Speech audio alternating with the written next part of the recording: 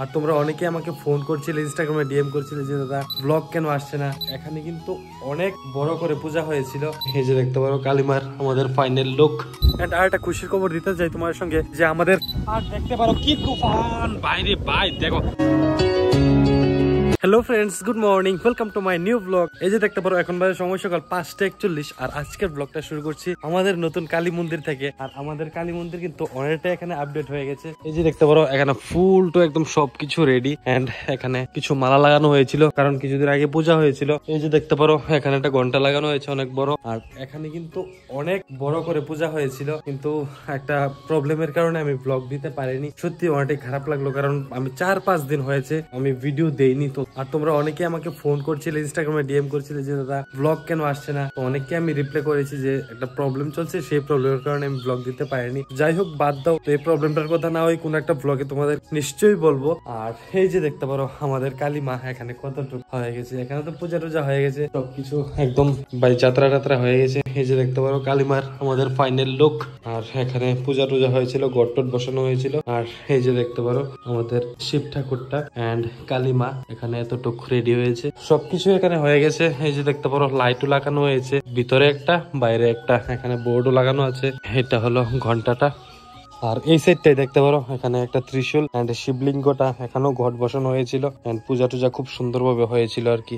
আর আমাদের কালী মন্দিরের সামনে থেকে লোকটা কিছুটা ঠিক এরকম, এই যে দেখতে পারো। এন্ড এই জায়গায় যে পুরানো কালী মূর্তিটা ছিল, এই কালী মূর্তিটা ওই জায়গায় রাখা হয়েছে বট গাছের নিচে। এই যে দেখতে পারো এই কালী মূর্তিটা এখানে ছিল, এটাকে আমরা ওই জায়গায় রেখেছি। তো এইটাই ছিল আমাদের কালী মন্দিরের লাস্ট আপডেট। এন্ড এতটুকু তৈরি হয়েছে আমাদের মন্দিরটা, বাকি যা যা কাজ আছে বাকি সব আস্তে আস্তে হবে, কিন্তু এখানে সবকিছু একদম রেডি। এন্ড পূজা টুজা হয়ে গেছে, এখানে অনেক বড় করে একটা পূজা হয়েছিল। তো যাই হোক, একটা প্রবলেমের কারণে আমি ব্লগ দিতে পারিনি। এই ছিল আমাদের কালী মন্দিরের কিছু আপডেট। তো চলো আজকে থেকে regular continuously reels and blog দুটোটাই আসবে। রিলস তো আসার সময় তোমরা জানো সকাল 9টা, এন্ড ব্লগ আসার সময় বিকেল 4টা। তো ওই টাইমে তোমরা প্রত্যেক দিন ব্লগ এন্ড রিলস পেয়ে যাবে। তো যাই হোক, তোমরা একটু আশীর্বাদ করো যে সেরকম প্রবলেম যাতে আর না আসে।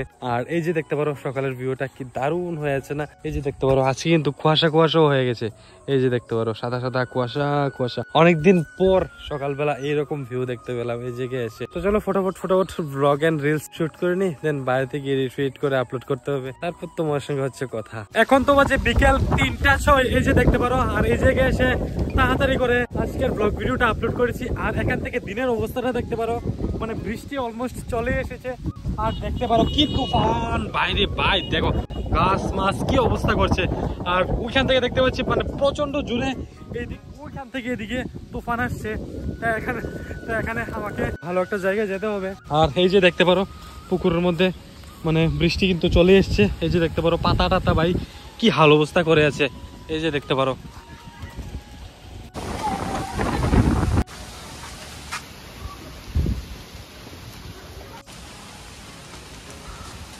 তারপর অনেকক্ষণ অপেক্ষা করার পর বৃষ্টি টিষ্টি তুফান টুফান সবকিছু চলে গেছে। আর এখন সময় বিকাল, এই যে দেখতে পারো 5:25 বাজে।